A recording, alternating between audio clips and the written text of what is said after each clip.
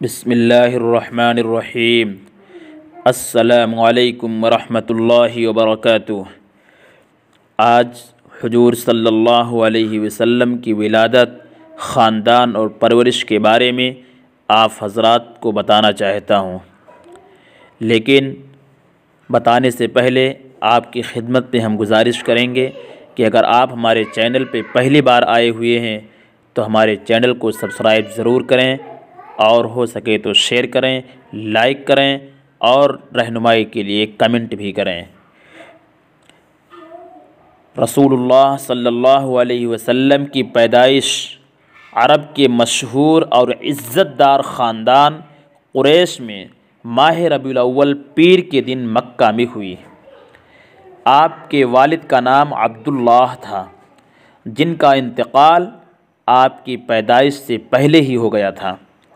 دادا عبد المطلب نے اس در یتیم کا نام محمد رکھا صلی اللہ علیہ وسلم۔ آپ کی والدہ ماجدہ حضرت آمنہ قبیلہ بنو زہرہ کے سردار کی بیٹی تھیں، جو عزت و شرافت میں قریش کی تمام خواتین میں باعزت سمجھی جاتی تھیں۔ عرب کے دستور کے مطابق جب بھی کوئی بچہ پیدا ہوتا تھا تو اس کو دودھ پلانے کے لیے کسی دائی کے حوالے کر دیا جاتا تھا۔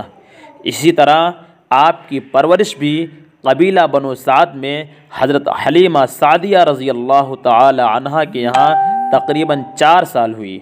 اس کے بعد والدہ محترمہ کے پاس مکہ واپس آ گئے۔ صرف 2 سال ہی والدہ کے سائے میں رہ پائے کہ ان کا بھی انتقال ہو گیا۔ چنانچہ آپ کی پرورش کی ذمہ داری دادا عبد المطلب نے سنبھالی۔ 2 سال ہی گزرے کہ ان کا بھی سایہ سر سے اٹھ گیا۔ اس وقت آپ کی عمر تقریباً 8 سال تھی۔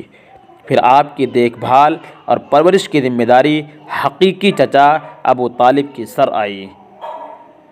وآخر دعوانا